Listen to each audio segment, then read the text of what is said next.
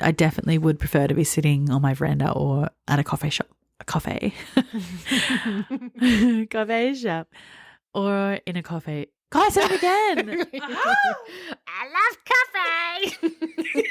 Don't talk to me before I've had my morning coffee.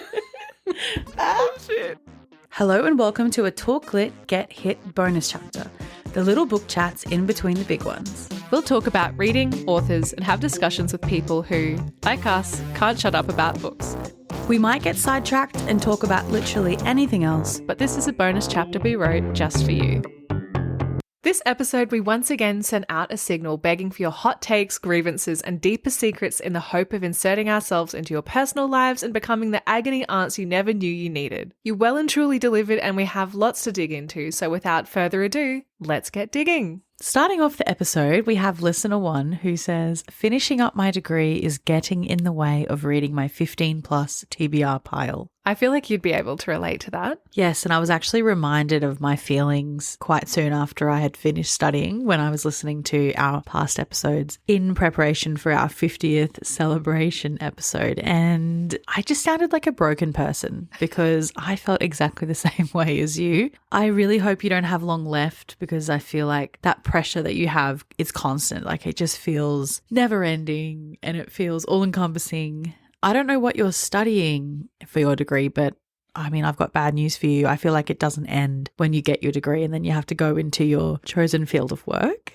I think it takes a while to develop some sort of work-life balance. I think after about 6 or 7 years in my job, I've finally developed work-life balance and it feels great. I was trying to think of some strategies to help you, but I couldn't think of anything that didn't feel really condescending. And if someone had said to me, just carve out 5 minutes here and there, like just whenever you're like just in a quiet space, just pick up a book, I would have felt like punching them in the face. So I mean, you just got to keep going through.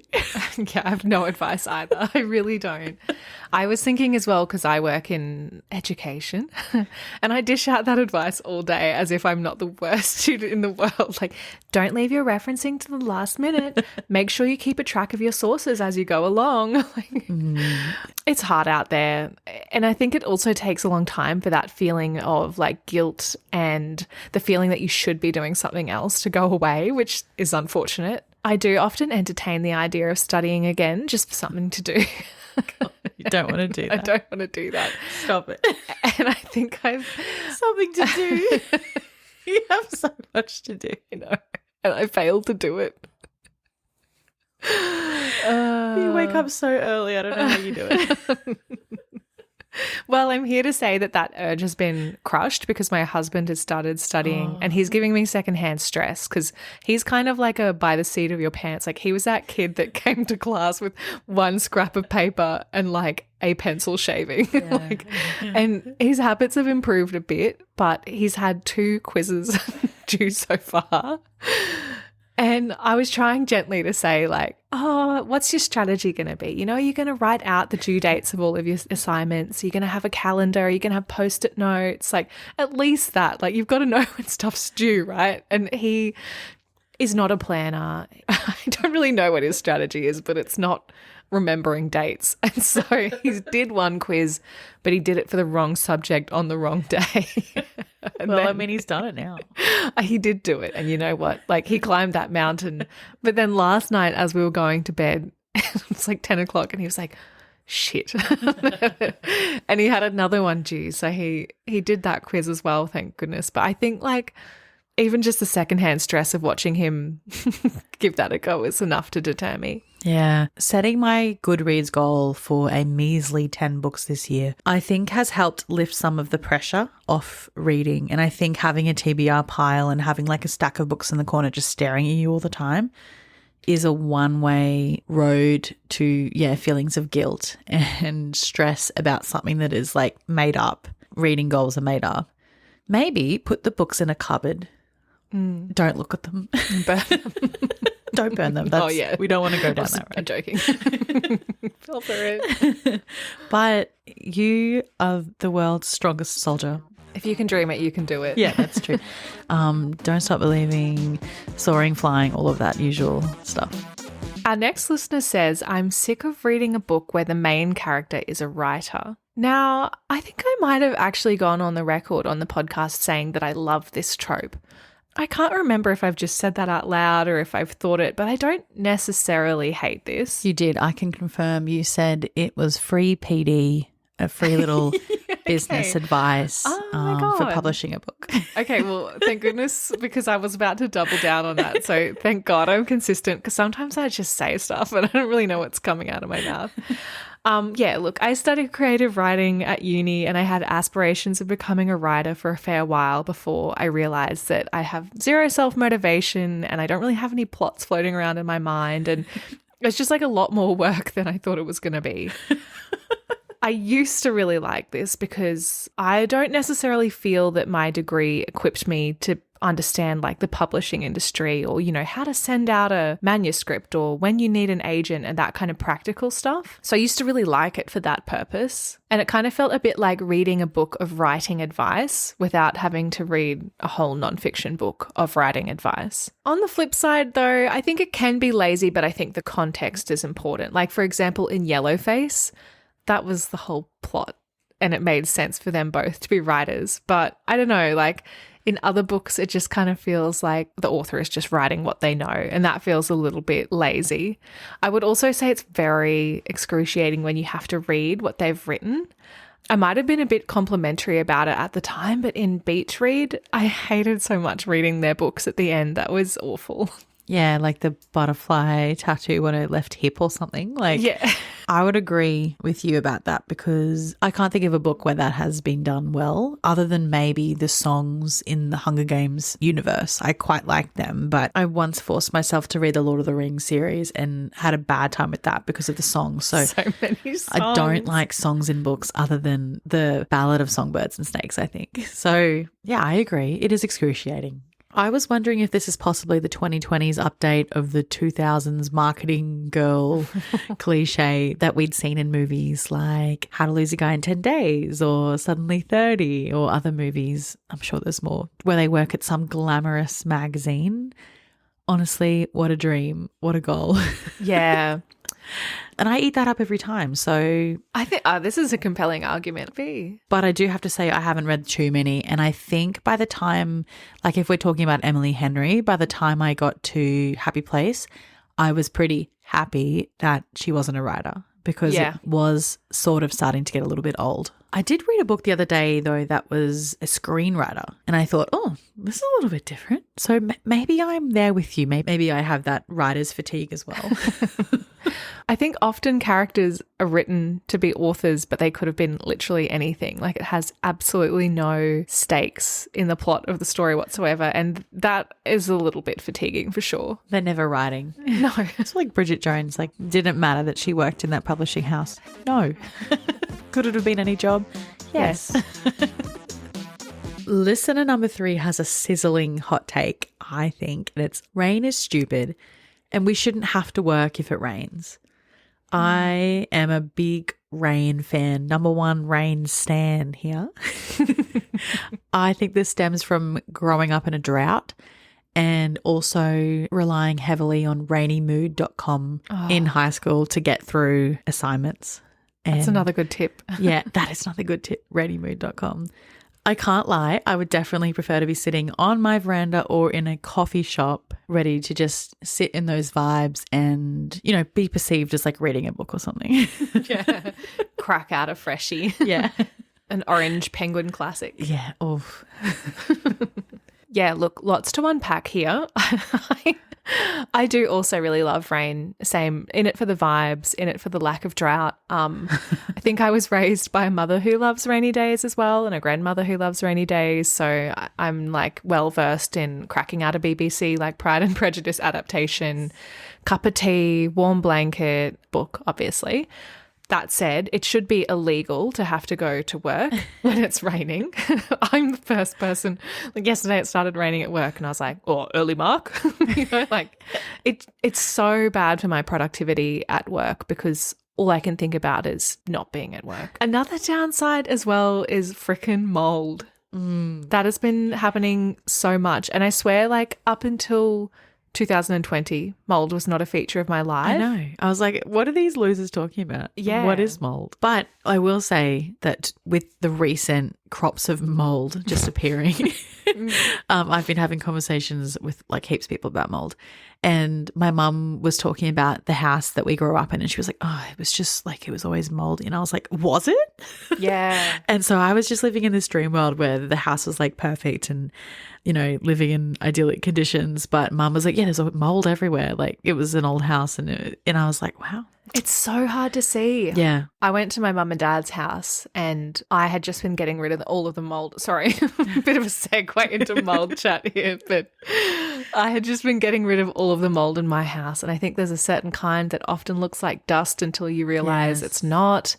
And on the right angle, I was catching it on some of mum and dad's like furniture and like mainly on the wooden stuff. And I kept being like, that's moldy. Mold over there. More mold. It does make me feel good though. Pointing out the mold, please. I feel like it's just me and like I'm a bad person because I've got mold on a bookshelf. But at least when you go somewhere else, you can see it. Absolutely nothing to do with like personal upkeep. May the spores fall where they may. Okay, Edward Cullen, chill out.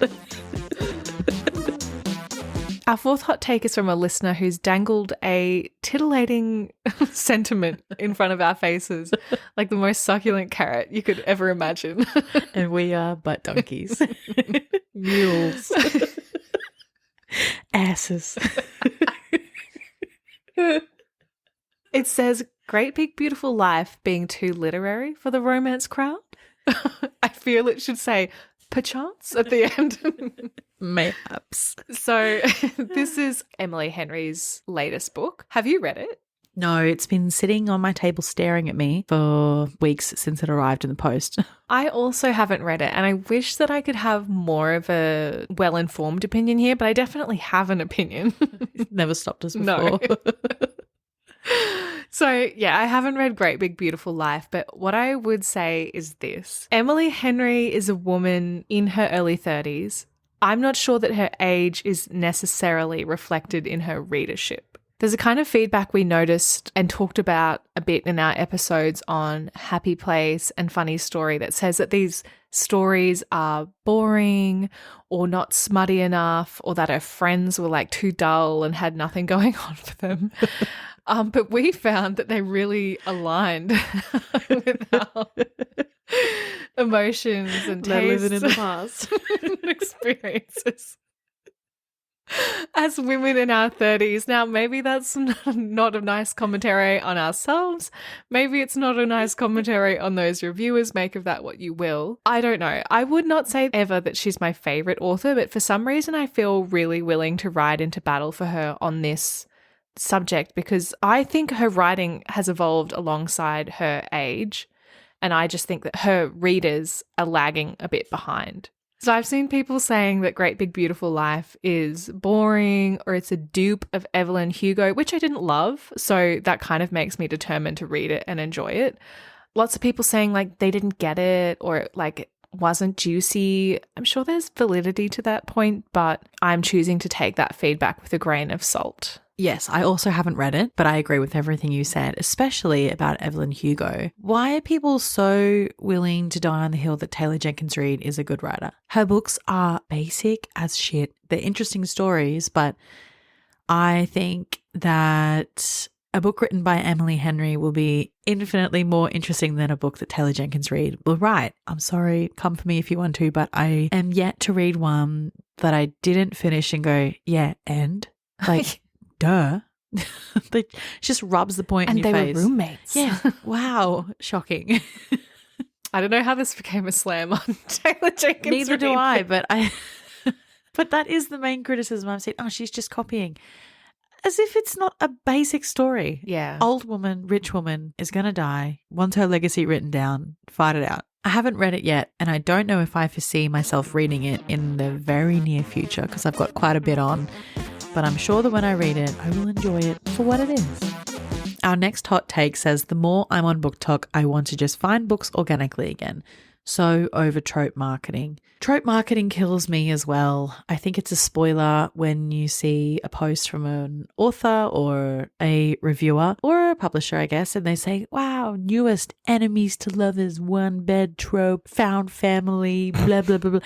I think it's a spoiler and it makes me less interested to read the book. I've been wanging on about this for a few episodes now, I think, and I agree. I think it's boring to just see the same things regurgitated again and again. I do feel for the authors who are writing these books and then having to market their book as just a trope. Yeah, like ascribe a label to them. Yes, I feel like that's the problem. My problem lies within the publishing industry, not the author, but people do continue to eat it up. So is it ever going to stop if people keep, lapping that shit up? We talked about this a bit in our anti-intellectualism episode, and I was trying to articulate something. I don't think I really quite got there, but I was trying to say, like, if you like something in a book, if you like an aspect of a book, or even if you can't quite put your finger on what it is about the book that you enjoy, try Googling, books like blah, blah, blah, because I think you get a richer experience of reading from pulling in this pool of books that are like thematically similar or similar in vibes,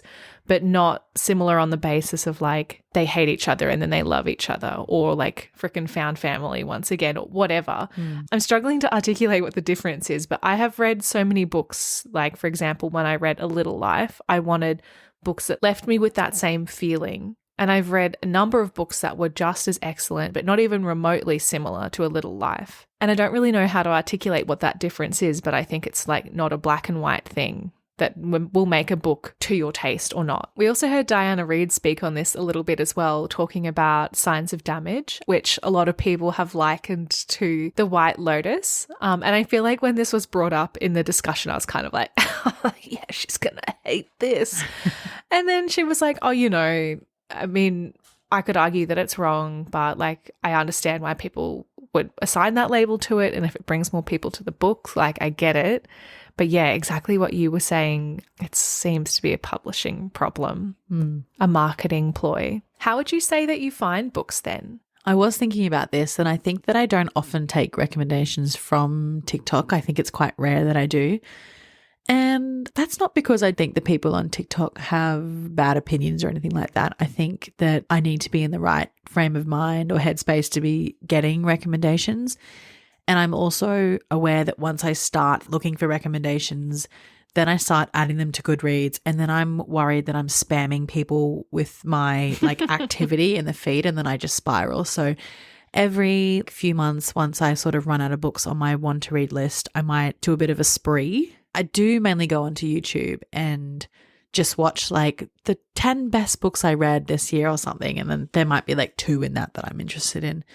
Add them in a bit of a frenzy, but I have started adding them onto Storygraph because I am always worried about spamming people on Goodreads, which is so dumb and such a made up problem to be worried about, but that's just where my head goes. Anything goes on Storygraph. Yeah, my TBR is only on Storygraph. So how about you? Where do you find your recommendations? I think a lot of my recommendations come from just having a look around. I am the biggest advocate of judging a book by its cover, to be honest. And so I think a lot of my books come from scrolling through BorrowBox or Libby or going to the library and just picking up book covers that appeal to me and seeing if the blurb matches. I do find myself using Goodreads or like bookseller websites, or again on like BorrowBox and Libby and that kind of thing, for the function that's like books similar to or readers who liked this also enjoyed type things. I have in the past saved a lot of videos on TikTok of book recommendations, but I almost never go back to them. And I actually find I'm most consistently let down by book recommendations from TikTok, as this show is like such a vast testament to.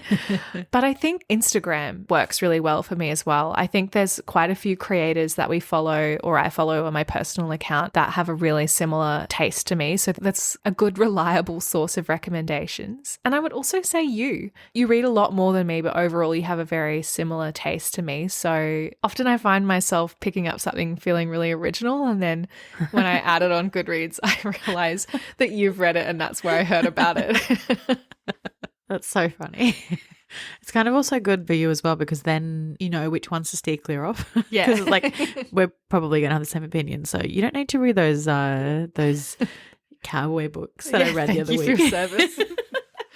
I will also echo just having a walk around the library because I did that quite recently and it really brought me back to what I used to do every week when my mum would take me to the town library and I would just walk around looking for any books about horses or that was probably it really, horses.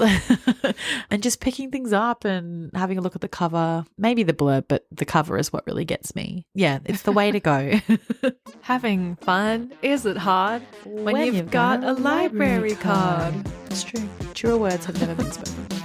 Someone left us a message about something I think I'm going to need a little bit of an explainer about. I think you're probably well versed on this or a little bit better versed than I am. So the listener said, on Threads, Silver Elite being problematic. That's our first thing to dig into. What the hell is this?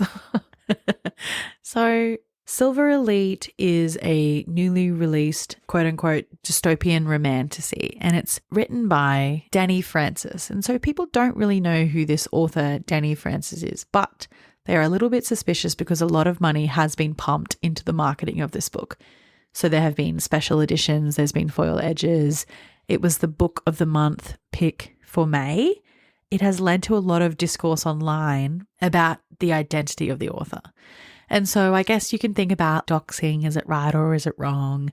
But I think what people are trying to uncover is why is this previously unknown debut author already having this kind of reach or sway? I think we had this same sort of conversation when we recorded our Fourth Wing episode because we were like, how does this book have this much hype? I'd never heard of her. You'd never heard of her. Turned out she'd written like 19 or 20 books at that point, but none of them had reached that same sort of height as Fourth Wing. But some of the theories include that the book has been written under a pseudonym due to the author's problematic and cancelable reputation. So maybe like Sarah J. Maas, Rebecca Yarros, Colleen Hoover. We know that J.K. Rowling has dabbled in a bit of tomfoolery in regards to author names before. Or it was possibly written by AI, although in the US, AI output cannot currently be copyrighted. So that's the first level of this controversy. Like, who is this author and why is this book reaching such acclaim? Because the most common phrase I see when people are reviewing this book, like, turn your brain off and just read, tells me it's not good. Sounds promising. Yeah. The second part to this controversy around Silver Elite is the fact that it is dystopian genre. So some of the quotes from the author include, I wanted a dystopian story that has all the grit and danger and tension, but also turns up the heat. And in a world where everything is on the brink of destruction, emotions run high and desire can be just as powerful as fear or fury. I wrote this book for readers like me, the ones who devoured books like The Hunger Games, but wished the romances were more front and center. So basically, Jesus. Hunger Games, but make Katniss sexy. What if these sexy kids fucked? as shit. Oh my God, that's awful.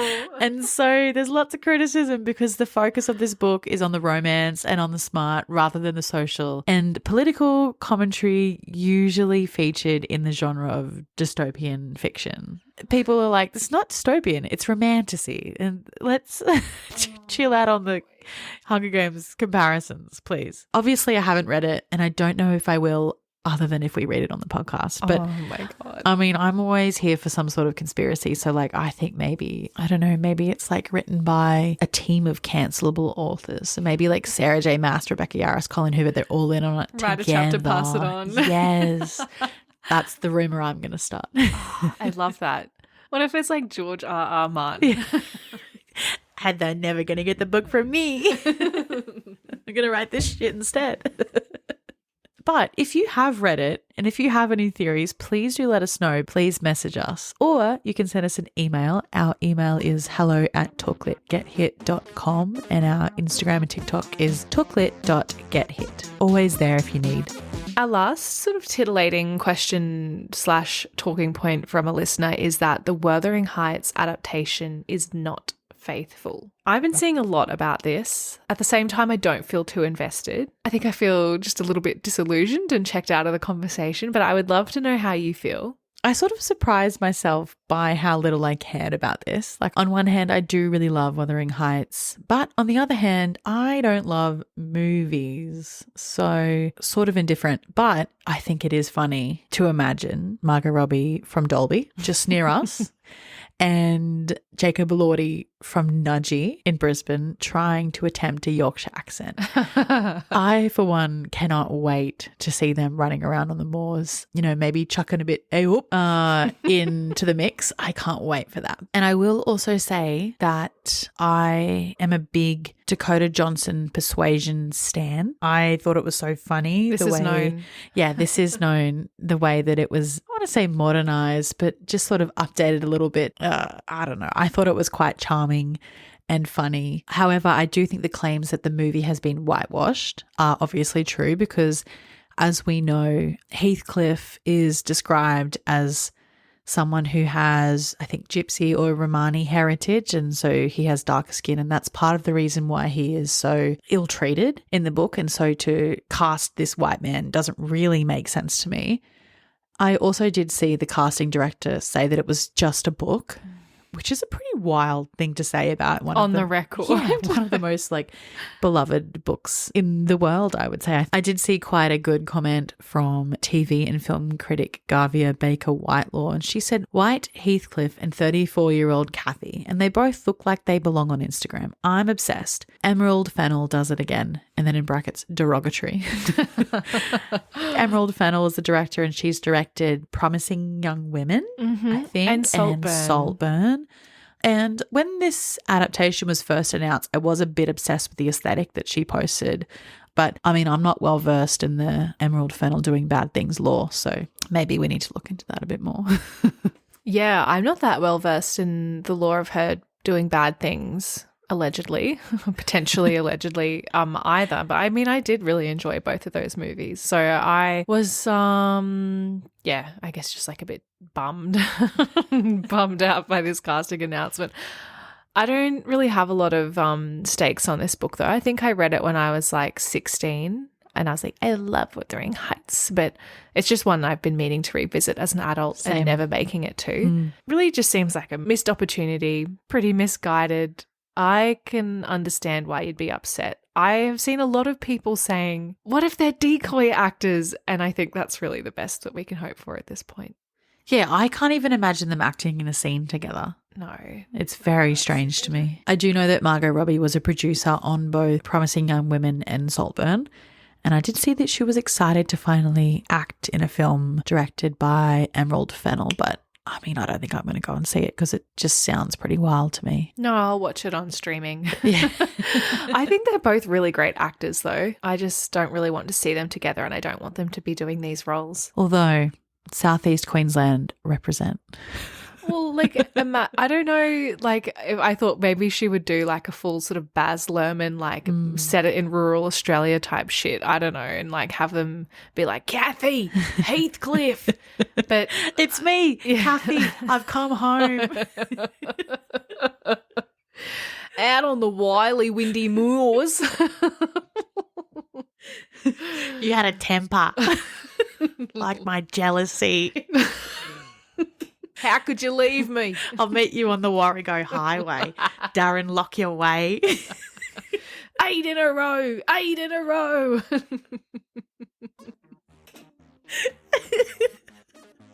Thank you so much to all of our listeners who made our day by sending in these submissions. Our next podcast book will fortunately or unfortunately be Credence by Penelope Douglas.